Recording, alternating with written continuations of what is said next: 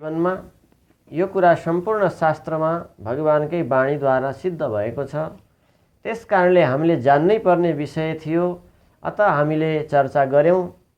लगातार हाम्रो 3 दिनसम्म त्यसै विषयमा चर्चा हुँदै आयो। तब आज छोटो हामीले थोरै मात्रै प्रसङ्ग बुझ्न जरुरी छ कि गुरुसँग हिजो हामीले भन्दै थियौँ, गुरुसँग शिष्य परिचित हुनुपर्दछ। लुकेर लिएको ज्ञान पनि फलदायी हुँदैन। यस विषयमा श्रीमद् भागवतको महात्म्यको वर्णनमा चर्चा आउँदछ र पद्मपुराण आदिको माध्यमद्वारा वर्णन गरिन्छ। भगवान शिवजीले जब पार्वतीलाई अमर कथा श्रवण गराउँदै होइबक्सन्थ्यो, अर्थात् श्रीमद् भागवत रूपी अमर कथा श्रवण गराउने समयमा पार्वती माताले यो याचना गरेपछि भगवान शिवजीले भनिबक्सेको थियो, हेर पार्वती, कथा त म तिमीलाई श्रवण गराउँदछु, परन्तु यो कथा अनधिकारीलाई सुनाउनेवाला म छैन।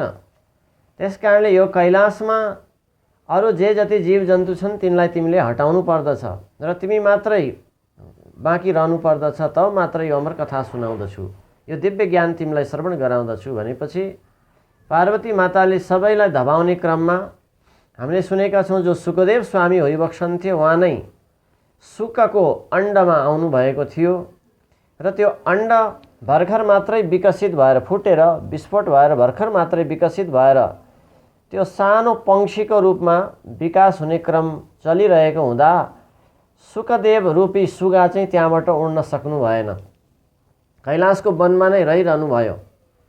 र जब पार्वती माताले कथा सुन्दै जानुभयो, भगवान शिवजीले पहिले नै यो कुरा सम्झाइबक्सेको थियो कि तिमी बीचमा निदाउन पनि सक्दछौ, किनकि कथा सुन्दाखेरि धेरैलाई यो व्यवधानहरू आउन सक्दछ निद्राको। किनकि यो रामायणको प्रसङ्गमा अर्को एक प्रसङ्ग जोडिन्छ। जब भगवान श्रीरामले कुम्भकर्णलाई वध गर्नुभयो, तब कुम्भकर्णको पत्नी जो थिइन् उनले यही नै भनिन् कि तिमीले, हे रामजी, हजुरले मेरो पतिलाई वध गर्नुभयो, अब म 6 महिनासम्म कुम्भकर्णको साथमा जो विश्राम गर्थेँ, शयन गर्थेँ, निद्रा गर्दथेँ, अब त्यो म पतिविहीन कोसँग आफ्नो निद्रा पुरा गरौँ, शयन गरौँ। त्यस कारणले म पनि हजुरका जो भक्तहरू छन्, हजुरको धाममा आउन चाहने, हजुरको कथा सुन्ने, तिनीहरूको साथमा गएर कथा श्रवण गर्न बसेकाको साथमा गएर म सँगसँगै निद्रा ग्रहण गर्दछु, अर्थात् म स्वयं निद्रा देवी तिनीहरूकै साथमा बस्दछु। त्यस कारणले निद्रा देवी बसेपछि नै हामीलाई निद्रा आउँदछ। त निद्रा देवी हामीसँग जब कथा सुन्न बस्छौँ तिनीहरूसँग नजिक आउन चाहनुहुन्छ। त यस प्रकारले रामजीले पनि त्यही नै वरदान दिनुभयो, जो सचेत भएर कथा श्रवण गर्दैन, जो कथामा प्रेमी भएर श्रवण गर्दैन, तिनीहरू मेरो धामका अधिकारी होइनन्। त्यस कारणले जाऊ, तिमी पनि त्यहाँसम्म जान सक्छौ भनेर आज्ञा दिनुभयो भन्ने प्रसङ्ग पनि यदाकदा प्राप्त छ। त्यस्तै भगवती पार्वतीलाई पनि भगवान शिवजीले सम्झाइबक्सन्छ कि बीचमा कथा श्रवण गर्दा निद्रा आउन सक्छ। त्यस कारणले तिमीले बीचबीचमा हो हो भन्दै गर्नु, मैले सुनाउँदै जान्छु, तिमी हो हो या केही सङ्केत आदिको सङ्केत दिनु, तब बल्ल कथा तिमीले श्रवण गर्न पाउनेछौ भनिसकेपछि पार्वती माताले पनि त्यो शर्तलाई स्वीकार गरेर हुन्छ भनेर त्यही अनुसार कथा पान गर्न लागिबक्स्यो र बीचमा हो हो भन्दै जानुभयो। तर बीचमा गएर पार्वती माता पनि निदाउनु भयो भन्ने प्रसङ्ग छ। अब सुकदेव जो सुगा सानो पंक्षी बढ्ने क्रममा त्यो हो भन्ने शब्द सुन्दा सुन्दा याद भयो। सुगालाई रटाएको कुरा याद हुन्छ, त्यसमाले सुकदेवलाई त्यो सुनेर याद भयो र पार्वती माता निदाउनु भयो। निदाए तापनि त्यो कथाको रस दिव्य आनन्द आइरहेको हुँदा सुकदेवले सोच्नुभयो, हो यो कथा त मैले छोड्नु हुँदैन, त्यस कारणले म नै हो भन्दै जान्छु भनेर सुकदेवले हो भन्दै जानुभयो र कथा पूर्ण विश्राम भएपछि भगवान शिवजीले फेरि अलि उच्च स्वरमा जयकार लगाउनु भयो, जय भन्न लाउनु भयो। त्यसपछि पार्वती माता बल्ल बिउजिनु भयो। अनि पार्वतीले भन्नुहुन्छ, हो अब के भयो भनेर बीचमा जहाँबाट छुट्यो त्यहाँबाट सोध्नुहुन्छ। शिवजीले भन्नुभयो, तिमीले सबै कथा सुनेको होइन र? पार्वती भन्नुहुन्छ, यहाँबाट त म निदाएको थिएँ। त्यसो भए यो बीचमा हो कसले भन्यो, कसले लुकेर चोरी गरेर यो अमर कथा सुन्यो त्यस दण्डनीय भागी त्यसलाई म दण्ड दिन्छु भनेर भगवान शिवजीले खोजी गरेर शुकदेवलाई पनि दण्ड दिन खोजी बक्सेको प्रसङ्ग छ। अब अगाडि धेरै नजाउँ, यहाँ भन्न खोजिएको छ कि ज्ञान लुकेर अथवा गुरुको आज्ञा बिना लिएको ज्ञान पनि त्यो अधुरो मानिन्छ, अनधिकारी रूपमा स्वीकार गरेको मानिन्छ। त्यसकारणले कसैले गुरुलाई झुक्क्याएर कसैबाट भन्न लगाएर कि यो सम्पूर्ण नियम म पालन गर्नेछु, मलाई मन्त्र दिनुहोस् भनेर अगाडि मतलब स्वार्थवश यो मन्त्रले मेरो काम बनिहाल्ला भन्ने हिसाबले मन्त्र त लियौँ, झुक्क्यायौँ, फेरि पालन गरेनौँ भने त्यसले गुरुलाई अहित हुने होइन, शिष्यलाई नै अहित हुने हो। हुन त गुरुलाई पनि भनिएको छ, शिष्यले गरेको पापको 6 भागमध्ये 1 भाग गुरुलाई पनि आउँदछ। त्यस्तै गुरुले गर्नुभएको कर्मको पुण्य या पापको फल पनि शिष्यलाई 6 भागमा 1 भाग शिष्यलाई जान्छ। त्यस कारणले नै सद्गुरु चयन गर्नुपर्दछ अनि शिष्य पनि सत्शिष्यलाई नै मन्त्र या ज्ञान दिनुपर्दछ। जो आचरणमा रहँदैन, जो आज्ञालाई पालन गर्दैन, जो प्राप्त मन्त्रलाई अनुसरण गर्दैन, त्यस्तो शिष्यलाई पनि गुरुले पनि मन्त्र दिइहाल्नु हुँदैन। किनकि शिष्य कयौँ हुँदै जाँदा शिष्यहरूले गरेको जति अपराध हुन्छ त्यसको 6 भागको 1 भाग शिष्यका अपराधहरू वहन गर्दा गर्दा कहीँ गुरु नै कुगतिमा अथवा नरकमा जानुपर्ने पनि हुनसक्छ। त त्यस कारणले शिष्यको पनि छानबिन गरेरै गुरुले ज्ञान दिनुपर्छ, मन्त्र दिनुपर्दछ। परन्तु जिज्ञासु भएर आएको शिष्यलाई ज्ञान नदिनु फेरि गुरुलाई अपराध लाग्दछ। जो योग्य छ, जिज्ञासु छ, जो सद्ज्ञान अथवा दीक्षा प्राप्त गर्न चाहन्छ त्यसलाई नदिनु, त्यसमा फेरि गुरुलाई अपराध लाग्दछ। यो कुरा गरुड पुराणमै प्रस्तुत छ, यो कुरा स्पष्ट व्याख्या छ। यदि जिज्ञासु शिष्यले आएर ज्ञान माग्दा गुरुले दिनुहुन्न भने गुरुले अर्को जन्ममा गोरु बन्नु पर्दछ। लेखिएको छ, बलि बर्दो भवेत पुमान, त्यसले गोरु बन्नु पर्दछ, वृषभ साँडे बन्नु पर्दछ भनेर गरुड पुराणमा व्याख्या छ।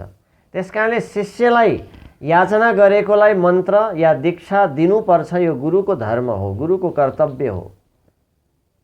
त्यस्तै शिष्यले पनि लुकेर होइन, गुरुसँग अगाडि गएर झुकेर ज्ञान स्वीकार गर्नुपर्दछ। यो शिष्यत्वको धर्म हो, यो शिष्यको शिष्यत्व हो। त्यसकारणले लुकिकन अभिमान नछोडिकन लिएको ज्ञान पनि मोक्षदायी हुँदैन, फलदायी हुँदैन। अब यो उदाहरण पनि हामीले महाभारतमै सुन्न पाउँदछौँ, पढ्न पाउँदछौँ। कर्णले पनि गएर झुक्क्याएर ज्ञान लिनुभएको थियो। सबैलाई याद होला महाभारतको प्रसङ्ग। परशुरामसँग झुक्क्याएर ज्ञान लिनुभयो कर्णले, तर अन्तिममा थाहा भयो जब कर्णको यो झुटोपन, तब श्राप दिनुभयो, तिमीले यो झुक्क्याएर लिएको ज्ञान जो छ तिमीलाई अन्तिममा भने काम लाग्नेवाला हुने छैन। त्यसको परिणाम तिम्रो जब महाभारतको अन्तिम विजय युद्धको निमित्त युद्ध गर्नेछौ त्यो समयमा तिम्रो रथ भाँसिनेछ। एउटा श्राप छ, अर्को पनि ब्राह्मणले दिनुभएको। त्यस्तै एउटा श्राप हो परशुरामले दिनुभएको कर्णलाई कि तिमीले अन्तिम समयमा भने यो विद्या बिर्सिनेछौ। ध्यान दिनु, बडो महत्त्वपूर्ण कुरा छ। लुकेर छलछाम गरेर लिएको मन्त्र, लिएको ज्ञान वास्तवमा परिणामदायी हुँदैन, अन्त्यकालमा परिणामदायी हुँदैन। त्यसकारणले गुरुसँग झुकेर, गुरुलाई मनाएर, गुरुसँग याचना गरेर, प्रार्थना गरेर, त्यसकारणले नै गुरुले शिष्य चिन्नु पर्दछ। हिजै मैले चर्चा गरेँ, हामीले धेरै नबुझेर, कतिपयले नबुझेर अरूले व्याख्या गरेको भरमा फलानु गुरु त सिद्ध रे, फलानु गुरु त धेरै महान रे, फलानु गुरुको मन्त्रले त यो पनि काम बन्छ रे, यो पनि काम बन्छ रे भनेर गुरुलाई नै देखेकै छैन, भेटेकै छैन। कहाँ हो कहाँ गुरु? कोही जीवित पनि छैनन्, सशरीर छैनन्। कुनै समयमा धरतीमा आउनुभयो तर उहाँ गइसक्नुभयो, अब हाम्रो भेट हुन सम्भव नै छैन भने यसरी गुरु ग्रहण गर्दैमा हाम्रो मुक्ति हुँदैन। यही कुरा हिजो बताएँ। एकलव्यको प्रसङ्ग पनि हजुरहरूलाई हिजो श्रवण गराइयो। एकलव्यले पनि गुरुले आज्ञा नदिँदै गुरु भक्ति गरेका हुन्, विद्या आर्जन गरेका हुन्, तर त्यो विद्या पनि उनलाई काम लागेन। किनकि गुरुले गएर फेरि छल गरेर उनलाई कमजोर नै बनाएर छोड्नुभयो। अर्थात् गुरु दक्षिणाको प्रतिफलको रूपमा उसँग बुढी औँठा माग्नुभयो। त्यसको परिणाम अब उसले जीवनमा त्यो बाँड चलाउन नसक्ने भयो। त्यसकारणले गुरुले नै आज्ञा दिएपछि मात्रै, आज्ञापूर्व गुरु प्रसन्न भएर, त्यसकारणले हामीले गुरुसँग याचना गरेर अनि गुरुको स्वीकृतिमा लिएको पालन गरेको मन्त्र जप नै सर्वोपरि हुनेछ। त्यही नै हाम्रो लागि कल्याणदायी हुनेछ। अन्यथा छलछाम गरेर, लुकेर, झुक्क्याएर अथवा कुनै बाध्यतामा पारेर त गुरुलाई अप्रसन्नता बनाइकन प्राप्त गरेको ज्ञान पनि मोक्षदायी हुँदैन, अन्त्यमा फलदायी हुँदैन। त्यसकारणले गुरु तत्त्व यति महत्त्वपूर्ण तत्त्व हो जो स्वयं प्रत्यक्ष गुरुको सन्निधिमा पुगेरै, गुरुसँग भेटेरै, गुरुको साथमा रहेरै हामीले प्राप्त गरेको ज्ञान नै वास्तविक ज्ञान हो। यस्ता तमाम प्रमाणहरू हामीले बुझ्नु पर्दछ। आज धेरै सङ्घ संस्थाहरूमा मानिसहरू बिचारा भुलिएका छन्, ठगिएका छन्। हामीले कसैको कमजोरी देखाउन हामीलाई कुनै जरुरी छैन। स्वयंले आफ्नो उद्धार गरेर आफ्नो कल्याण गर्नु मानव जीवनको उद्देश्य हो। तथापि कहिलेकाहीँ बिचारा ती ठगिएको देख्दा कहीँ सत्य कुरा भनिदिनु पर्ने बाध्यता हो जस्तो लाग्दछ र भनिन्छ। तैपनि कसैलाई त्यो सत्य कुरा तितो लागिरहेको हुन्छ। आज धेरै सङ्घ संस्थाहरू, कयौँ भारतबाट प्रसारित भएका धेरै सङ्घ संस्थाहरू साना साना मुलुकहरूमा पुगेका छन्, जो कयौँ भक्तहरूले गुरुसँग भेट नै पाउनु भएको छैन। अब गुरुको देहान्त भएकै कति समय भइसक्यो, तर पनि के त भन्दा त्यो संस्थाले आफ्नो सदस्यता बढाउनको निमित्त गुरुको महिमा गान गरेर मनुष्यहरूलाई सदस्य बनाएर संस्था चलाइरहेका छन्। त्यसकारणले धर्मको लागि हामीले सदस्यता लिनुपर्ने बाध्यता होइन। धर्म गर्न गुरु मान्न फारम भर्नुपर्ने जरुरी होइन। यहाँ फारम भरिन्छ तर वहाँ भगवानको खातामा फारम भरिएको हुँदैन। किनकि गुरुसँगको जो भगवानले दिनुभएको आधिकारिकता नियम छ, त्यो नियमलाई पालन नगर्दासम्म भगवानको खातामा हाम्रो फारम भरिँदैन। त्यसकारणले ईश्वरले दिनुभएको संविधान, जो विश्व ब्रह्माण्डलाई सृष्टि गर्नेवाला गुरुको पनि महागुरु जो परमात्मा होइबक्सन्छ, त्यस्तो परमात्माले दिइबक्सेको संविधानलाई तोडेर, नबुझेर, लहै लहैमा लागेको भरमा मात्रै यो मानव जीवन यति सहज रूपमा सफल हुन सक्दैन। अतः हामीले प्रत्यक्ष रूपमा गुरुको सन्निधिमा पुगेर, गुरुलाई भेटेर, गुरुसँग नै आज्ञा लिएर र गुरुद्वारा प्रसन्न भएर एकान्तमा गोप्यमा भगवानलाई साक्षी राखेर दिएको मन्त्र वास्तविक मन्त्र हो। मन्त्रको विधान यही हो। हिजो पनि वर्णन गरियो, हामी सबै ऋषिका सन्तान हौँ। हाम्रो गोत्र नै सबै ऋषिको नामबाट चलेको छ। त्यसकारणले ऋषिहरूले दिनुभएको परम्परा हो। कानमा नै मन्त्र सुनाउने, गुरुसँग प्रत्यक्ष अगाडि बसेर कानमा मन्त्र दिने यो परम्परा हो। हाम्रो पुर्खाले दिएको परम्परा यही हो। त्यसकारणले बिचमा अन्य मार्गहरू थपिए, जोडिए, यो व्यक्तिबाट चलेका संस्थाहरू हुन्। व्यक्तिले चलाइएका संस्थाहरूमा आफ्नै नियम लागू हुन सक्छन्, तर हाम्रा ऋषिमुनिहरूले दिनुभएको कानुन शास्त्रमा प्रमाणित छ, वर्णित छ। त्यस अनुसार नै हाम्रो जीवन हामीले सफल बनाउनु पर्दछ। त यस कारणले भन्दै थिएँ म, गुरुले पनि शिष्यको परीक्षा लिनु पर्दछ।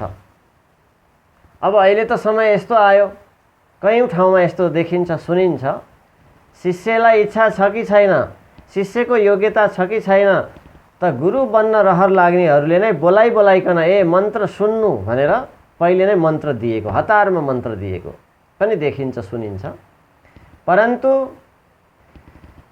शिष्यको जिज्ञासा, शिष्यलाई यति त बुझाइदिनु पर्छ कि जीवनमा कुनै पनि मन्त्र नसुनेको व्यक्ति अयोग्य हुन्छ भन्ने कुरा बुझाइदिनु यो सज्जनको कर्तव्य हो, गुरुको कर्तव्य हो। तर मन्त्र लिइहाल भनेर मन्त्र दिनु यो वास्तविक रूपमा उचित होइन। किनकि शिवपुराणको प्रमाण छ, प्रसङ्ग छ। शिवपुराणमा वर्णन छ, वायवी संहितामा के भनिएको छ भने, शिष्यले मन्त्र लिने इच्छा गरेपछि ब्राह्मण छ भने त्यसलाई 1 वर्षसम्म परीक्षामा राख्नु, अर्थात् सत्सङ्ग सुनाइरहनु। सत्सङ्ग सुन्दै गएर अब जब दृढ हुन्छ उसमा, तब दृढता भावना, गुरुप्रतिको श्रद्धा, त्यस्तै मन्त्रप्रति श्रद्धा, मन्त्र लिनुपर्छ, सुन्नुपर्छ, पालन गर्नुपर्छ भन्ने दृढता भएपछि बल्ल उसलाई मन्त्र दिनु या ज्ञान दिव्य गोप्य ज्ञान दिनु भन्ने यो शिवपुराणमा यस्तो प्रमाण छ। त यस प्रकारले ब्राह्मणलाई 1 वर्षसम्मको परीक्षामा राख्नु, क्षत्रियलाई 2 वर्षसम्मको परीक्षामा राख्नु भन्नेसम्म प्रमाण शिवपुराणमा छ। त यसरी परीक्षामा राख्नुको अर्थ सत्सङ्गमा आइरहने, शास्त्रको कुरा गुरुको माध्यमद्वारा श्रवण गरिरहने र अनि भित्रको चित्तलाई अलिकति शुद्ध बनाएर मन्त्रमा श्रद्धा, गुरुमा श्रद्धा, मन्त्र सम्बन्धी ईश्वरको महिमा बुझेर त्यसमा श्रद्धा जागृत भएपछि ग्रहण गरेको ज्ञान मन्त्र नै उसको लागि सदाको लागि स्थायी हुन्छ। ऊ त्यसबाट हलचल हुँदैन, तब मात्रै उसको जीवन सार्थक हुन्छ। अन्यथा हतारमा गरिएको गुरु, हतारमा दिएको मन्त्र न गुरुले शिष्य चिन्छ न शिष्यले गुरु चिन्छ। बिना सत्सङ्ग नबुझिकन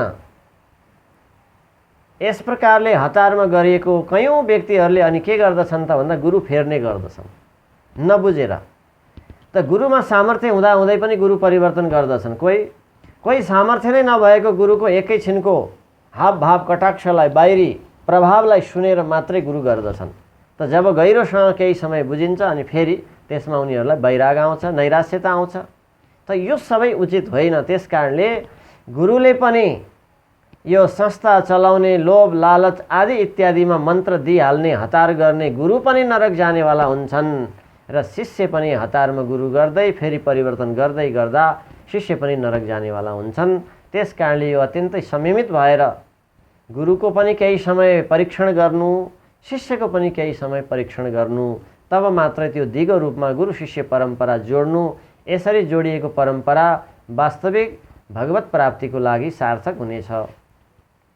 त यस प्रकारले हामीले सत्मार्गलाई मूल्याङ्कन गर्न, अवलङ्कन गर्न, यो शास्त्रहरूको निर्देशलाई पालन गर्न यति सजिलो छैन, केही समय लाग्दछ।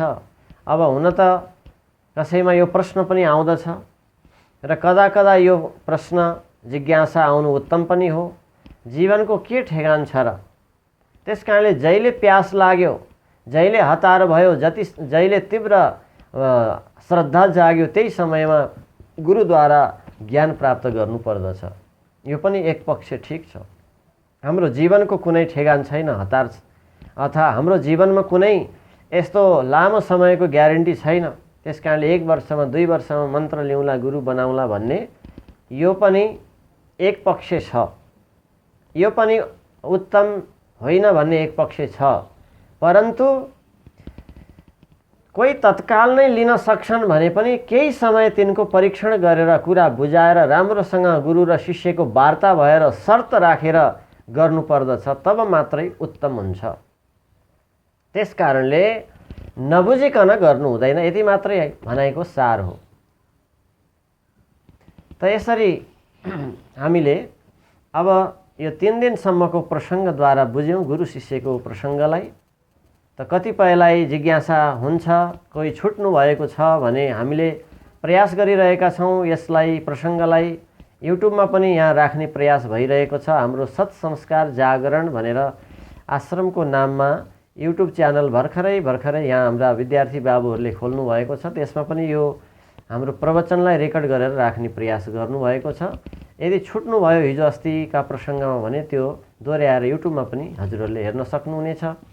त यसरी शास्त्रद्वारा वर्णन गरिएको अर्को प्रसङ्ग के छ भने शिष्यले पहिलो रूपमा श्रद्धा गर्ने तत्त्व नै के हो त भन्दा मन्त्रे च देवतायाञ्च तथा मन्त्र प्रदे गुरौ त्रिषु भक्ति सदा कार्या साही प्रथमा भक्ति। हाम्रो 3 चिजमा नै भक्ति गर्नु नै यो नै पहिलो श्रेणी हो भक्तिको। के भन्दा मन्त्रमा विश्वास हुनुपर्दछ। जुन मन्त्र हामीले गुरुद्वारा प्राप्त गरेका छौँ, गुरुको मुखद्वारा, गुरुको माध्यमद्वारा प्राप्त गरेका छौँ, त्यो मन्त्रमा अत्यन्तै विश्वास हुनुपर्दछ, श्रद्धा हुनुपर्दछ। यो मन्त्र अति महान मन्त्र हो, दिव्य मणि हो, रत्न हो। यो मन्त्र नै परमात्मासँग जोडिने धागो हो, परमात्मासँग पुग्ने डोरी हो भन्ने यस्तो दृढ विश्वास मन्त्रमा हुनुपर्दछ। मन्त्रे च देवतायाञ्च। त्यस्तै अब हामीले जुन मन्त्र जुन देवता सम्बन्धी सुनेका छौँ, रामको, कृष्णको, शिवको, विष्णुको, भगवतीको, लक्ष्मीको जुन मन्त्र, जुन देवता सम्बन्धी, देवी सम्बन्धी छ, त्यो देवताको स्वरूपमा पनि हाम्रो त्यति नै विश्वास हुनुपर्दछ, आस्था हुनुपर्दछ, श्रद्धा हुनुपर्दछ। त्यस कारणले मन्त्रे च देवतायाञ्च तथा मन्त्र प्रदे गुरौ, त्यस्तै गरी मन्त्र दिनेवाला गुरुमा पनि त्यति नै भक्ति हुनुपर्दछ, त्यति नै विश्वास हुनुपर्दछ, त्यति नै श्रद्धा हुनुपर्दछ। तब मात्रै मन्त्र सार्थक हुन्छ। अनि मन्त्रद्वारा हामीले जसको आराधना गरिरहेका छौँ, जुन देवताको चिन्तन ध्यान गर्दछौँ, स्मरण गर्दछौँ, उनको आराधना तब सार्थक हुन्छ र त्यो मन्त्र पनि तब सार्थक हुन्छ। त्यस कारणले तुलसीदासजीको भनाइ हामीले बारम्बार प्रस्तुत गर्ने गरेका छौँ। राम काज में ढील नहीं, विश्वास ही की ढील, रघुबर के दरबार में तुलसीदास वकील। यदि हाम्रो यस्तो विश्वास छ भने भगवानको कृपा हुनमा ढिलो हुँदैन। यस कारणले राम काज में ढिल नहीं, तर ढिलो केमा भएको हुन्छ? फल प्राप्ति नहुनुमा, हामीले फल नपाउनुमा ढिलोको कारण के हो भन्दा हाम्रै विश्वासमा ढिलो भएको हुन सक्दछ। हामीले नै विश्वास कम गरेका हुन सक्दछौँ, हाम्रो श्रद्धाको कमी भएको हुन सक्छ। त्यस कारणले विश्वास ही की ढिल, रघुबर के दरबार में, भगवानको दरबारमा तुलसीदास वकील अर्थात् सन्तले वकिलको काम गरिरहनुहुन्छ। हाम्रा गुरुले वकिलको काम गरिरहनु भएको हुन्छ। भगवानसँग नाता जोडेर, हामीलाई भगवानसँग चिनाइदिएर, भगवानसँग हाम्रो कल्याणको निमित्त प्रार्थना गर्ने कार्य गुरुले गर्नुभएको हुन्छ। त्यति गर्दा गर्दै पनि हामीले गुरुमा विश्वास गर्दैनौँ, श्रद्धा गर्दैनौँ, अनि त्यही मन्त्रमा नै हामीलाई पूर्ण श्रद्धा हुँदैन, विश्वास हुँदैन र मन्त्र सम्बन्धी आफ्नो इष्टदेवमा श्रद्धा हुँदैन भने तब कृपा हुनमा कारणहरू हुँदैन। हाम्रै विश्वासको ढिलोको कारण हामी कृपाबाट वञ्चित भइरहेका हुन्छौँ। त्यस कारणले भने अस्ति पनि हजुरहरूलाई, किन हामीमा त्यो अनुभव आइरहेको छैन? किन जप गर्दाखेरि थोरै पनि ईश्वरको झलक आएको छैन? किन भगवानलाई स्मरण गर्दा, त्यो इष्टदेवलाई, त्यो मन्त्रलाई जप गर्दा प्रेमको आँसु थोरै पनि बग्दैन? किन शरीर अलिकति रोमाञ्च हुँदैन? किन प्रफुल्लित हुँदैन? किन हामीमा प्रसन्नताको कम्पन हुँदैन? यी सारा भक्तिका लक्षणहरू हुन्। यस्तो लक्षण नघट्नु भनेको हामीमा नै केही कमी छ, हामीमा नै त्यो भाव जागृत भएको छैन, हाम्रै श्रद्धा अझै बढिरहेको छैन, हाम्रो त्यो मन्त्रमा, देवतामा र गुरुमा त्यति प्रेम विश्वास बनिरहेको छैन। त्यस कारणले यस्ता अनुभवबाट हामी वञ्चित भइरहेका छौँ। अन्यथा अवश्य पनि मन्त्रको उपासक, ईश्वरको आराधक र गुरुमा निष्ठा गर्ने जो साधक छ, उसको जीवनमा भक्तिका यस्ता लक्षणहरू देखा पर्न थाल्दछन्, अनुभव हुन थाल्दछन्। त जब भक्तिका लक्षणहरू हामीमा देखा पर्न थाल्दछन् तब यही लक्षणहरू हुन्छ भन्ने कुरा शास्त्रमा वर्णन छ। के त भन्दा अश्रुपात, नेत्रबाट आँसु प्रवाहित हुनु, रोमाञ्च, शरीर अलिकति तरङ्गित हुनु, उत्साहित हुँदा जो उमङ्ग हुँदाखेरिको तरङ्ग छ त्यो तरङ्गितपन हामीमा आउनु, कम्पन हुनु। कहिलेकाहीँ त भक्ति अति धेरै बढ्यो भने, ईश्वरको अनुभव हुँदै गयो, साधना गर्दा, चिन्तन गर्दा, जप गर्दा भने कहिलेकाहीँ त मानिस त्यसैमा बेहोस जस्तो हुन्छ, आनन्दको मग्नमा डुब्दछ। त्यस कारणले ध्यान त्यो हो, चिन्तन त्यो हो, प्रेम त्यो हो, श्रद्धा त्यो हो, भक्ति त्यो हो। तर हामीमा जब यो कुनै पनि अनुभव आइरहेको छैन तब हामीमै केही कमी छ, हाम्रै साधनामा, हाम्रै विश्वासमा, आस्थामा कमी छ। हामी भित्रैको कल्मसलाई हामीले अझै पखालिएका छैनौँ। सबै त नपखालिएला एकैचोटि, परन्तु हामीले अझै धेरै अभ्यास गर्न जरुरी छ भनेर बुझ्नु पर्दछ। त्यस कारणले जति जति मन निर्मल हुँदै जान्छ, चित्त स्वच्छ हुँदै जान्छ, त्यति त्यति यो प्रेमको अनुभव हुन थाल्दछ। त्यही नै आनन्दको अनुभव हो, त्यो भक्ति रस नै परमात्माको आनन्दको अनुभव हो। त्यस कारणले जो अब मोक्षमा पुग्दछ मनुष्य, शरीर छुटे पश्चातको मुक्ति हुन्छ एउटा शरीरमा हुँदा हुँदैको मुक्ति हुन्छ। शरीरमा हुँदा हुँदै पनि शरीरलाई बिर्सनु, जब ईश्वरको चिन्तनमा, ध्यानमा, साधनामा बस्दछौँ, शरीरलाई बिर्सेर परमात्मामा हाम्रो जब मनको लगाव हुन्छ दृढ, त्यहाँ प्रेम गाँसिन्छ, त्यति बेला पनि हाम्रो एक प्रकारको मोक्षको आनन्दको अनुभूतिको अवस्था हुन्छ। शरीर छुटेपछिको जो मोक्ष हुन्छ त्यो अति धेरै अलौकिक हुन्छ, दिव्य हुन्छ। त्यसको वर्णन त फेरि हामी कुनै दिन विशेष रूपमा गर्नेछौँ। मोक्षमा यात्रा गर्दै गर्दा व्यक्तिले कस्तो कस्तो आनन्दको अनुभूति गर्दछ, शरीर छुटे पश्चातको जो भगवत शरणागति भक्त हुन्छन् तिनीहरूको परमधामको यात्रा कसरी हुन्छ, कस्तो आनन्दको त्यहाँ अनुभव गर्दै जान्छ, त्यो विश्लेषण फेरि हामी कुनै समयमा गर्नेछौँ। त अहिले भन्दै थिएँ, हाम्रो गुरु ग्रहण पश्चात पनि, गुरु स्वीकार गरिसकेपछि पनि जब यो तीन कुरामा हाम्रो दृढ विश्वास प्रेम हुँदैन तबसम्म हामीलाई केही आनन्दको अनुभूतिमा कमी आइरहेको हुन्छ। त्यसकारणले अब मन्त्रमा कसरी विश्वास बढाउँदै जाने अनि गुरुमा हाम्रो भक्ति कसरी बढाउने, त्यस्तै मन्त्र दिने, मन्त्र जसको जपिँदैछ त्यो ईश्वरप्रति हाम्रो प्रेम कसरी बढाउने, यो विषयमा अब हामीले जान्नु जरुरी छ। किनकि मन्त्र र गुरुको विषयमा हामीले धेरै हिजो अस्ति चर्चा गऱ्यौँ। त यो बुझेर अब जो हामी जीवनमा आफ्नो उद्धार चाहन्छौँ, जीवनमा अब यो मनुष्य जीवनलाई सफल बनाएर परमात्मा प्राप्ति नै गर्ने उद्देश्यमा हामी यदि लागि पर्दछौँ भने अवश्य सद्गुरुलाई वर्ण गर्दछौँ र कयौँले मन्त्र ग्रहण गरिसक्नु भएको छ, कयौँले गुरु वर्ण गरिसक्नु भएको छ। तर पनि उहाँहरूमा यस्ता अनुभव आएको छैनन् भने कारण के छ र हामी अझै अगाडि कसरी सफल हुनुपर्दछ, यस विषयलाई अब हामी अगाडि जोड्नेछौँ। त वास्तवमा भगवान शिवजीले नै पार्वती मातासँग वर्णन गर्नुभएको वर्णन स्कन्द पुराणमा एउटा प्रमाण छ। त धेरै पटक भनिएको छ, फेरि एकपटक दोहोऱ्याउँदछु। त भगवान शिवजीले भनिबक्सेको छ, जीवनमा कुनै पनि दीक्षा मन्त्र प्राप्त नगरेको व्यक्तिको हातबाट गरिएको दान पुण्य सत्कर्म पनि ईश्वरले, भगवानले या पितृहरूले ग्रहण गर्न रुचाउनुहुन्न, स्वीकार गर्न चाहनुहुन्न। त्यसकारणले यमल तन्त्रमा पनि वर्णन गरिएको छ, जसले जीवनमा एक मन्त्र पनि श्रवण गरेको छैन त्यसले दिएको जो दान गरेको जल हुन्छ, देवतालाई पितृलाई अर्पण गरेको जल त्यो मूत्र समान हुन्छ भन्ने वर्णन छ।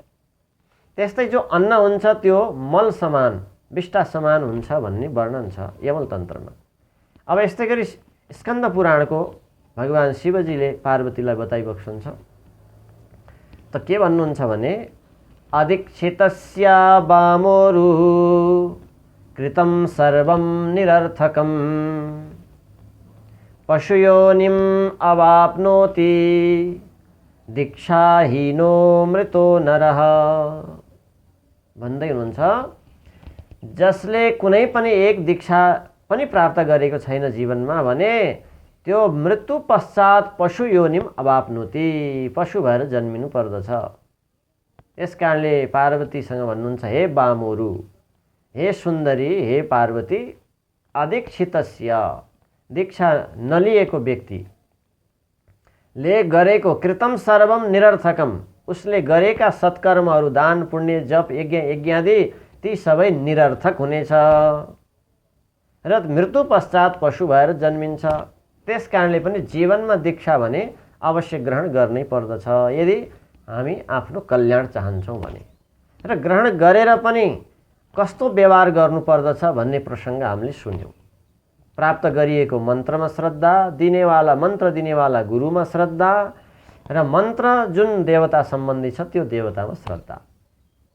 तर सबैमा एकैचोटि आउँदैन, यो श्रद्धा जागृत हुँदैन। त किन हुँदैन यो विषयलाई पनि हामीले अगाडिका दिनहरूमा वर्णन गरेका थियौँ। कतिले त आफ्नो आहार विहारलाई थोरै पनि संयमित बनाउनुहुन्न, त्यस्तै भनिहाले, कोही कोही झुक्क्याएर गुरुको अगाडि भन्नुहुन्छ म पालन गर्छु, शुद्धतालाई पालन गर्छु, मन्त्र दिनु भनेर स्वीकार गर्नुहुन्छ, फेरि मन्त्र ग्रहण गरे पश्चात आफू जस्तोको तस्तै बन्नुहुन्छ। अत्यन्तै अखाद्य चिजहरूलाई पनि निरन्तरता दिइरहनु भएको छ। जो मनुष्यको लागि योग्य छैन त्यस्तो भोजनलाई पनि ग्रहण गरिरहनु भएको छ। मांसाहार, मद्यपान, धूम्रपान आदि हामीले यति तुच्छ चिजलाई पनि अलिकति पनि कम गरेका छैनौँ, छोडेका छैनौँ भने हामी जस्ताको तस्तै रहन्छौँ। त त्यस कारणले बिस्तारै आफूलाई परिवर्तन ल्याउनको लागि यी जो शास्त्रका वचनहरूलाई गुरुद्वारा श्रवण गरिन्छ त्यसपछि केही न केही परिवर्तन हुन्छु भनेर यत्न प्रयास आफूले गर्नुपर्दछ। त्यो गुरुको आज्ञा अनुसार चलेका छौँ, प्रयासमा छौँ, प्रयासरत छौँ भने अवश्य परिवर्तन आउँदै जान्छ। शास्त्रको मर्यादालाई वर्णन गर्ने गुरुको जो आज्ञा छ त्यसलाई पालन गरेर जीवनमा उतार्छु भनेर प्रयास गर्नेले अवश्य पनि त्यो आनन्दको अनुभूति यही जन्ममा, यही क्षणमा, यही पलमा पाउँदछौँ। तर हामी नै आफू नै परिवर्तन हुन चाहँदैनौँ भने त्यो आफ्नो कुरा हो।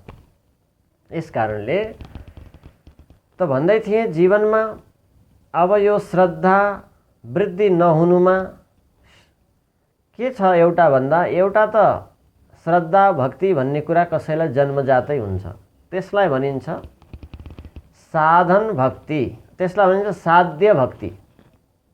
भक्ति अर्को हुन्छ साधन भक्ति। त साध्य भक्ति भनेको स्वाभाविक रूपमा जन्मजातै कसैले, जस्तो ध्रुवजीलाई एउटा कारणले सानैमा आयो, परन्तु प्रहलादलाई गर्भैबाट आयो। प्रहलादलाई जो गर्भैबाट एक प्रकारको भक्ति जागरुक भएर जन्मिनु भयो, उहाँ सानैदेखि भगवानको भक्तिमा रत हुनुभयो। त्यस्तै अरू कयौँ कर्मेती बाई आदिको प्रसङ्ग छ, अन्य नरसिंह मेहता आदिको प्रसङ्ग छ।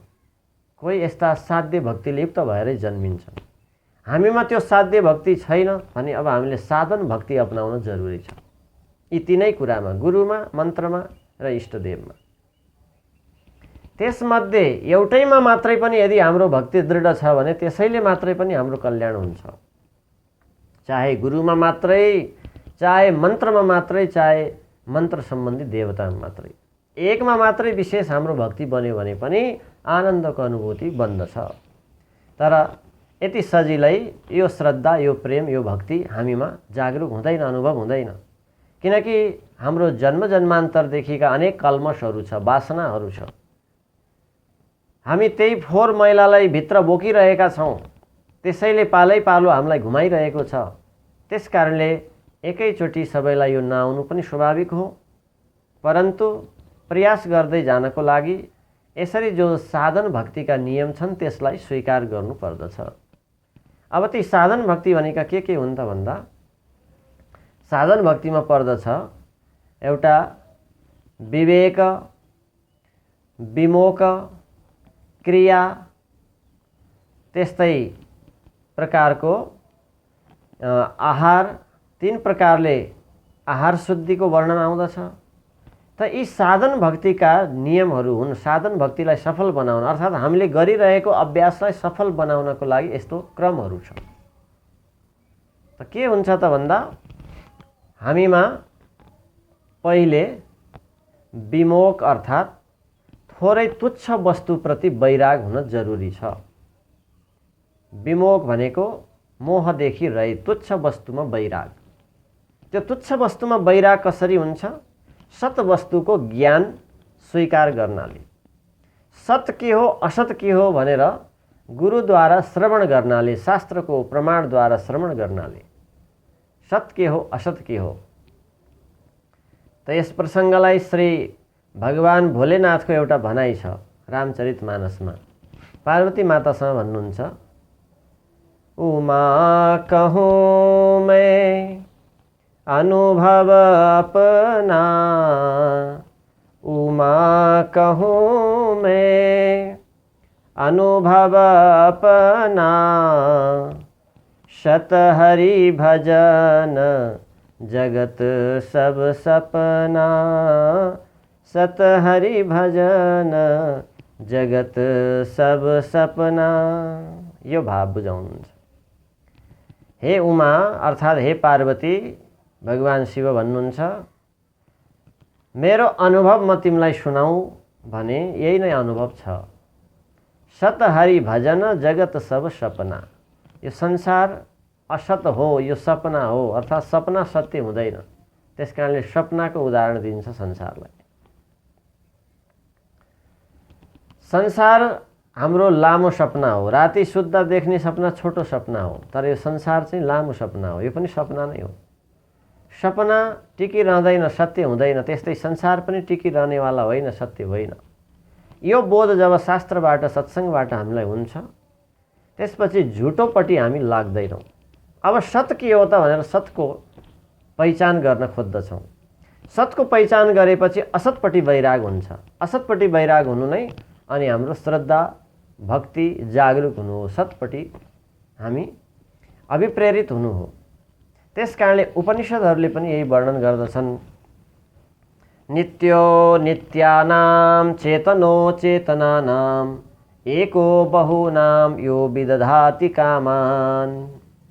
जो नित्यहरूमा पनि नित्य हुनुहुन्छ भगवानको वर्णन, चेतनहरूमा पनि जो महान चेतनवान हुनुहुन्छ त भगवानको वर्णन। एको बहुनाम, एक भएर पनि जो अनेक बन्न सक्नुहुन्छ, यो विदधाति कामान, र सम्पूर्ण इच्छा सबैको इच्छालाई पुर्याउन सक्नेवाला जो हुनुहुन्छ त्यस्तो परमात्मा नै नित्य हो, सत्य हो, अविनाशी हो। यसरी वेदले बताइएको वर्णनलाई सुन्दा सत्य के हो त भन्दा ईश्वर नै हो। त्यस कारणले भगवान शिवले भन्नुहुन्छ सत हरि भजन जगत सब सपना, सत हरि भजन जगत सब सपना। सत केवल त्यही सत्य परब्रह्म परमात्माको भजन नै सत्य हो, अरू सबै मिथ्या हो, झुटो हो। त्यस कारणले ईश्वर सत्य जगन मिथ्या, निरालम्बोपनिषदमा पनि यो वर्णन छ। ईश्वर नै सत्य हो, जगन मिथ्या हो। मिथ्या अर्थात् परिवर्तनशील हो। यो सदा हामीलाई सुख दिइरहन सक्दैन। यो संसारले चाहेर पनि